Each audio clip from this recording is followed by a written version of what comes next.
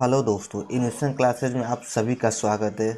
हम लोग इस वीडियो में बिहार पुलिस के प्रीवियस ईयर के क्वेश्चन का सेट 1 करने वाले हैं, जिसमें बिहार पुलिस के बहुत ही महत्वपूर्ण प्रश्न है जो आने वाले एग्जाम के लिए काफ़ी इंपॉर्टेंट है। तो चलिए हम लोग वीडियो को शुरू करते हैं और आप लोग वीडियो को बिना स्किप किए सारे क्वेश्चन को देखेंगे ताकि आपको अच्छे से समझ में आ सके। तो पहला क्वेश्चन आपका है कि वर्ष 2021 की जनगणना के अनुसार भारत का सर्वाधिक जनसंख्या वाला राज्य था। ऑप्शन 4 दिए गए हैं: उत्तर प्रदेश, बिहार, मध्य प्रदेश, उत्तराखंड। तो इसका सही आंसर हो जाएगा option number A, Uttar Pradesh. Uttar Pradesh के बाद भी जो आने वाले जो राज्य हैं वो है आपका महाराष्ट्र, थर्ड नंबर पर बिहार और फोर्थ नंबर पर पश्चिम बंगाल है। इसका जो आपका शॉर्ट ट्रिक है उमा बिहारी के प्यार में, उमा बिहारी के प्यार में, जिसे उ से उत्तर प्रदेश, म से महाराष्ट्र, बी से बिहार, पश्चिम से पश्चिम बंगाल। चलिए अगला क्वेश्चन देखते हैं हम लोग। जैन धर्म में त्रिरत्न दिए गए हैं और उनमें निर्वाण का मार्ग कहा गया है, वे 3 रत्न क्या हैं? तो दूसरा का सही आंसर आपका है ऑप्शन नंबर 4, सम्यक दर्शन, सम्यक ज्ञान, सम्यक आचरण। जैन धर्म का त्रिरत्न है। चलिए अगला क्वेश्चन देखते हैं हम लोग। भारत का लौह पुरुष किसे कहा जाता है? भारत का लौह पुरुष किसे कहा जाता है? तो इसका सही आंसर आपका हो जाएगा ऑप्शन नंबर 2, सरदार वल्लभ भाई पटेल को आपका भारत का लौह पुरुष कहा जाता है। काफी इंपॉर्टेंट क्वेश्चन है और इससे जुड़े फैक्ट भी हम लोग देख लेते हैं कि सरदार वल्लभ भाई पटेल का जन्म 31 अक्टूबर 1875 को हुआ था। इनका जन्म 31 अक्टूबर 1875 को हुआ था। गुजरात के खेड़ा जिले में इनका जन्म हुआ था और ये भारत के प्रथम उप प्रधानमंत्री भी थे।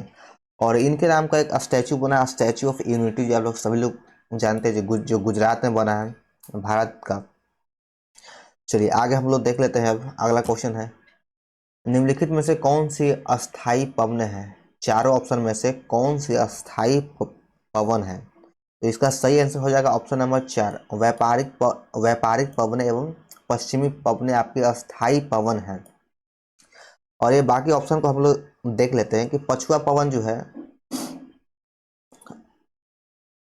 पूर्वी पवन या मानसून पवन, ये आपको जाकर ध्रुवीय पवन भी कहा जाता है इनको। ठीक है। व्यापारिक पवन को जो आपका है ये आपका ये सुसंगत प्रचलित पवन है जो उत्तरी गोलार्ध में चलती है और बाकी सभी आपका अस्थाई पवन नहीं है। चलिए आगे देखते हैं हम लोग। वर्ष 1945 में हिरोशिमा पर गिराए गए परमाणु बम को किस रूप में जाना जाता है? वर्ष 1945 में जो हिरोशिमा पर बम गिराया गया था वो कौन सा बम था? जनरली ये क्वेश्चन पूछा गया है। तो इसका सही आंसर हो जाएगा ऑप्शन नंबर 4, लिटिल बम। लिटिल बम जो है आपका हिरोशिमा पे गिराया गया था। कब गिराया गया था? तो 6 अगस्त 1945 को हिरोशिमा पर आपका 6 अगस्त को गिराया गया था और 9 अगस्त को नागासाकी पे गिराया गया था, नागासाकी पे। तो वहाँ आपका हिरोशिमा में आपका लिटिल बॉय था, 9 अगस्त को नागासाकी में आपका फैट फैट बॉय था आपका। चलिए आगे देखते हैं हम लोग। आगे क्वेश्चन नंबर 6, चंद्रमा का आकार पृथ्वी के आकार का लगभग कितना होता है? तो इसका सही आंसर है 1/4। चंद्रमा का आकार पृथ्वी के आकार का लगभग 1/4 होता है। ये काफी इंपॉर्टेंट है।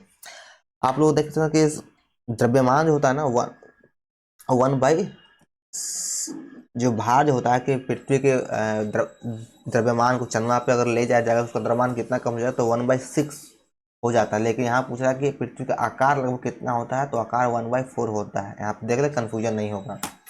आगे आपका अंतर्राष्ट्रीय न्यायालय का मुख्यालय कहाँ स्थित है? अंतर्राष्ट्रीय न्यायालय का मुख्यालय आपका स्थित है दहेग, जो दहेग आपका नीदरलैंड में है। इसका सही आंसर 1 नंबर हो जाएगा, दहेग नीदरलैंड में है। और इसकी स्थापना जो हुआ था अंतर्राष्ट्रीय न्यायालय का मुख्यालय के अंतर्राष्ट्रीय न्यायालय का स्थापना 1945 में किया गया था। ये यहाँ से याद रखें कि 1945 में किया गया था। और यहाँ से एक और चीज़ है कि अंतर्राष्ट्रीय न्यायालय के वर्तमान अध्यक्ष जॉन डोनेग्यू हैं, जो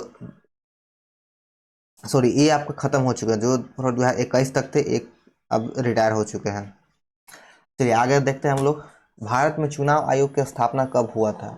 तो भारत में चुनाव आयोग की स्थापना कब हुआ? तो इसका सही आंसर हो जाएगा ऑप्शन नंबर 1, 25 जनवरी 1950 को आपका चुनाव आयोग की स्थापना किया गया था।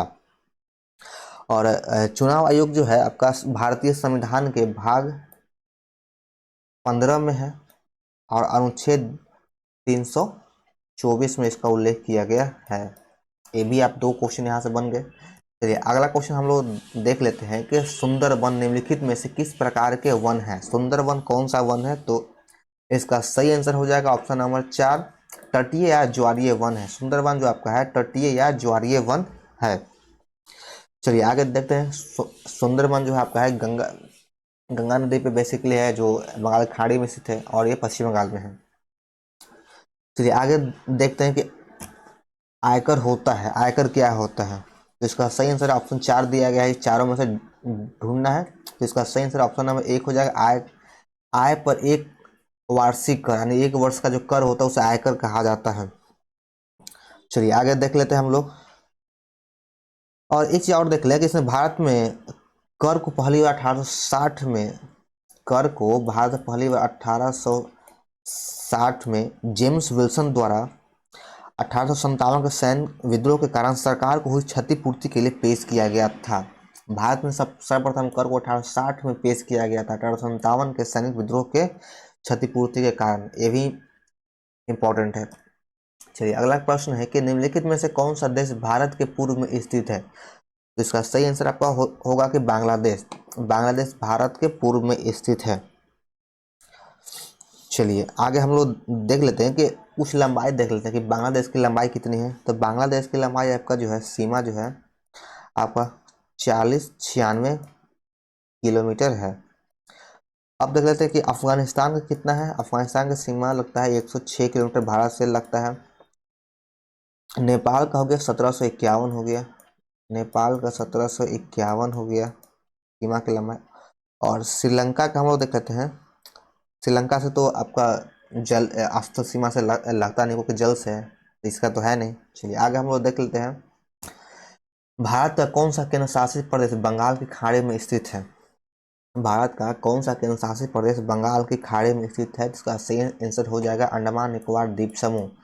ये आपका सही आंसर। बाकी सभी आपका अरब सागर में स्थित है, ये सभी।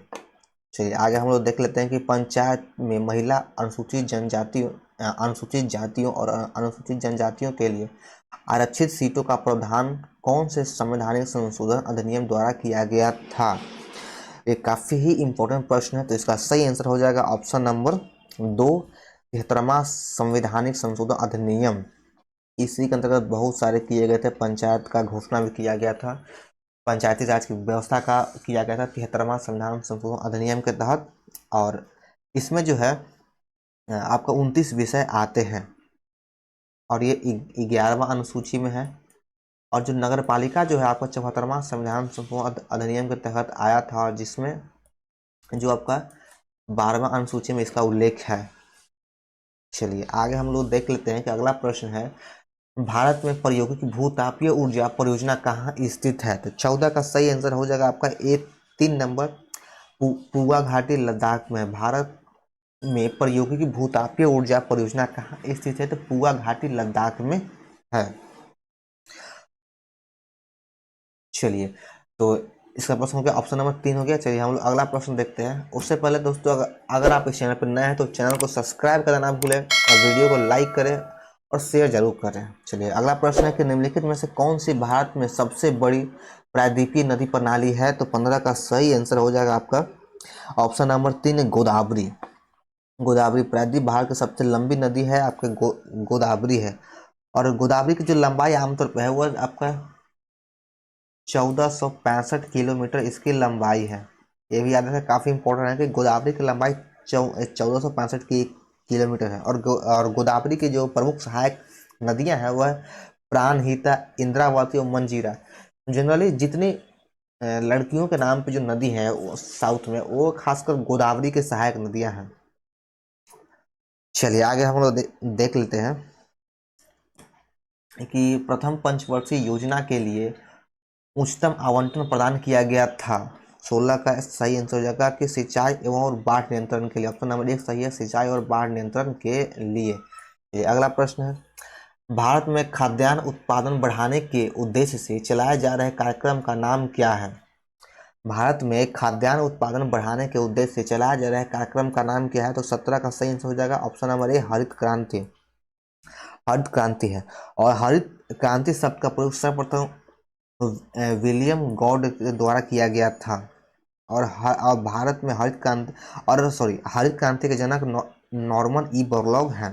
और भारत में हरित क्रांति के जनक एस स्वामीनाथन हैं। चलिए अगला प्रश्न हम लोग देख लेते हैं कि निम्नलिखित में से किस राज्य में विधान परिषद है? तो इसका 4 ऑप्शन है। झारखंड में नहीं है आपका, है उड़ीसा में भी नहीं है, गुजरात में नहीं है, आपका कर्नाटका में विधान परिषद है। और वर्तमान में 29 राज्य में 6 राज्यों में विधान परिषद है। 6 राज्यों में आपका विधान परिषद है। पहला आंध्र प्रदेश हो गया, दूसरा आपका हो गया तेलंगाना जो बटा है तब हो गया, तीसरा कर्नाटका हो गया, चौथा आपका महाराष्ट्र हो गया MH, पांचवा यूपी हो गया और छठा आपका बिहार हो गया, अपना बिहार। चलिए आगे हम लोग देख लेते हैं कि अगला प्रश्न है। और इसका एक सही आपका मतलब एक विधान परिषद किन किन राज्यों में, इसका आपका एक ट्रिक भी है कि कुटुंब से आप याद रख सकते हैं कि कौन कौन से राज्य हैं। कुटुंब इसका सही ट्रिक है, KUMBAT,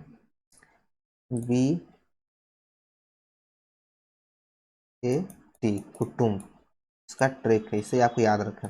चलिए अगला प्रश्न है कि परंपरा के अनुसार अलवारों और नैनारों की संख्या कितनी है? इसका सही आंसर है ऑप्शन नंबर 12, ऑप्शन नंबर 1 12 और 63। 12 अलवार और 63 नैनार थे। अब इसमें हम लोग देख लेते हैं कि अलवार कौन था, नैनार कौन थे। तो नैनार जो थे शिव भक्त थे, और अलवार जो थे विष्णु के भक्त थे। चलिए लास्ट प्रश्न है कि नालंदा महाविहार का निर्माण किसने आरंभ किया था? तो इसका सही आंसर हो जाएगा ऑप्शन नंबर 3 कुमारगुप्त के द्वारा किया गया था। नालंदा महाविहार का आरंभ कुमारगुप्त के द्वारा किया गया था। यह जो है नालंदा महाविहार अध्ययन का प्राचीन केंद्र और दुनिया का सबसे प्राचीनतम विश्वविद्यालय में से एक है। नालंदा महाविहार का निर्माण गुप्त शासक कुमारगुप्त द्वारा शुरू किया गया था।